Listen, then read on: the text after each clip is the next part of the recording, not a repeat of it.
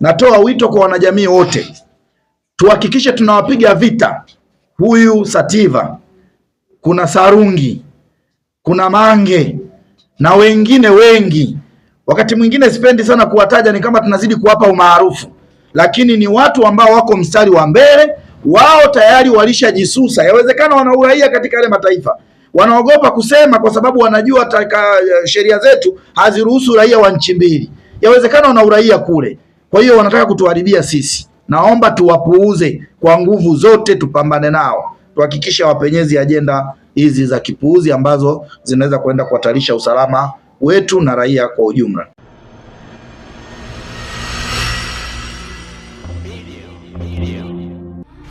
Usisahau kusubscribe, kulike na kucomment. HBTV.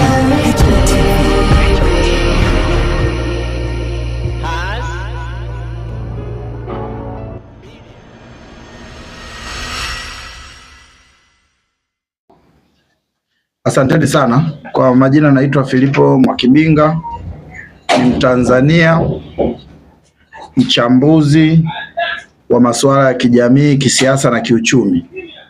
Leo nimewaita ndugu zangu tuweze kuzungumza baadhi ya mambo ambayo yanaendelea katika taifa letu.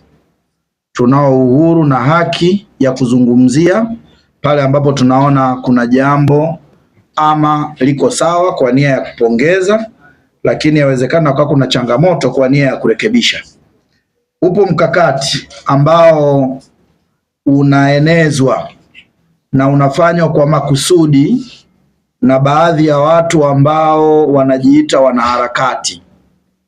Mkakati huu kama ambavyo mmeuona kwenye mitandao huko, wanajitahidi kuusukuma kwa kasi sana, wakiwa na lengo au nia ovu kama nilivyosema, ya kutaka kuleta taharuki katika taifa letu, kitu ambacho katika hali ya kawaida kwa mtu yoyote mzalendo na mpenda amani hatuwezi kukikubali. Ni lazima tufike hatua mahali pale ambapo jambo linataka kutokea au watu wanataka kupenyeza ajenda yao fulani kwa maslahi yao binafsi, tuhakikishe tunaipigia kelele au tunapiga vita bila kujali ni nani anataka kuleta taharuki ya namna hiyo. Ndugu zangu, nitawakumbusha kwamba mmeona kwenye mitandao kuna jamaa wanasukuma, wanayo ajenda ambayo wanaisukuma. Wanataka kuleta taarifa ambazo wao wanaziita ni za kiuchunguzi, wakishirikiana na baadhi ya vyombo vya kimataifa vya habari, wakitaka kuleta taharuki katika taifa letu, na wamekuwa wakiwaandaa wanajamii kwamba wajitahidi kutega masikio au kutazama kwamba wataleta taarifa fulani. Sasa mimi nikaona badala ya kusubiri kwanza taarifa hiyo itoke ili waendelee taharuki zao, kwa sababu tumeona vipande vya taarifa hiyo sio taarifa njema kwa maslahi ya taifa letu. Hivyo nikaona ni vema tukakumbushana na tukatahadharishana, tujitahidi kila mmoja kwenye jamii yetu kuhakikisha kwamba tunapuuza hizi habari ambazo wao wanataka kuzisimamia kama ndizo habari zitakuwa za kila siku katika taifa letu.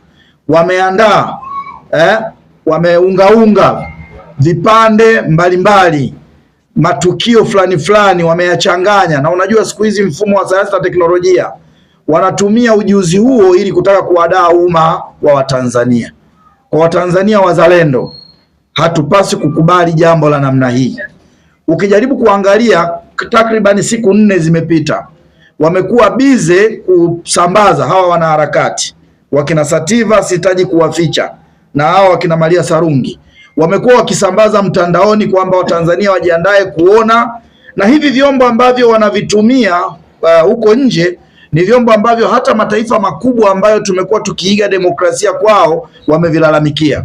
Mnakumbuka kuna kipindi Rais Trump alikuwa na mgogoro na hivi vyombo, mpaka kutishia wakati mwingine kuvipeleka katika vyombo vya sheria au kuviondoa kabisa nchini kwake. Sasa wameshaona kwamba walitujaribu kama taifa Tanzania na sisi tukajaribiwa. Sasa wameona kwamba sisi ni shamba la bibi, wanataka kuja tena na habari nyingine zenye nia ovu ya kuchochea.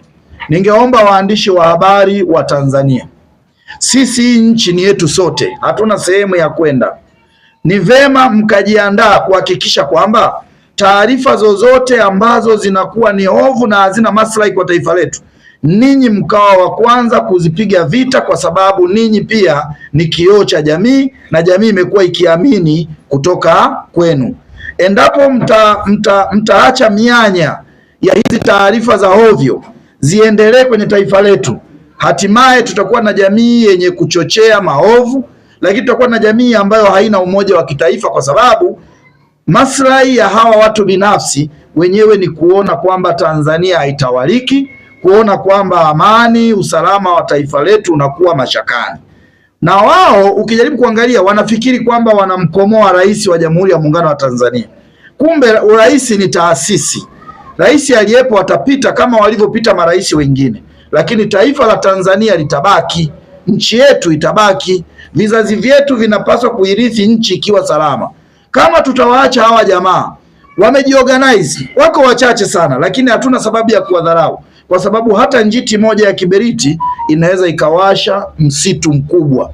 Kwa hiyo ni vema tukaendelea kupambana, na mimi nasema vijana wenzangu, tukiendelea kukaa kimya tutapata msiba ambao hatutokuwa na mtu wa kutusaidia kulia, kwa sababu taharuki zinapotokea, machafuko yatakapotokea kwenye taifa letu, wao wanakuwa wako salama katika mataifa hayo, kwa sababu wamepewa hifadhi ambazo ni kwa ajili ya kuwatumikia watu waliowapa hifadhi.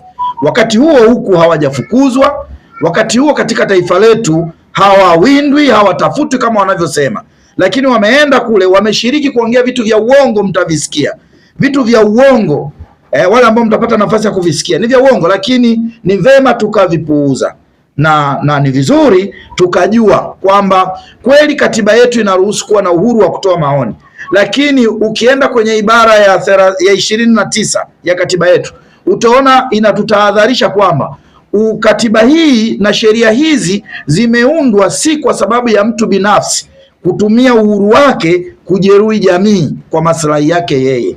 Ukienda ibara ya 30 kifungu cha pili kidogo cha kwanza kile a, kifungu cha pili kidogo kile a, utaona kinazungumza hivyo hivyo kwamba lazima tuwe na sheria ambazo zitahakikisha hamna mtu anatumia uhuru, hamna mtu anatumia haki, hamna mtu anatumia wajibu wake yeye binafsi kuwaathiri wengine kwa maslahi yake binafsi.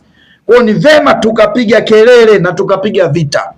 Hawa watu kama wanahitaji watafute uraia kwenye mataifa hayo, na lazima wajiongeze na wajiulize kwa nini kwenye mataifa hayo hakuna wanaharakati wanaobomoa nchi yao. Wenyewe wamekwenda kwenye haya mataifa mengine ya jirani, wamekwenda huko wenyewe kutwa, wakiamka asubuhi, mchana, jioni ni kuharibu ustawi wetu wa jamii yetu ya Kitanzania. Sasa hatutokubali tena, ifike hatua tuseme inatosha. Tumechoka kuona kwamba watu wanakuwa na taharuki kwa sababu ya watu wachache.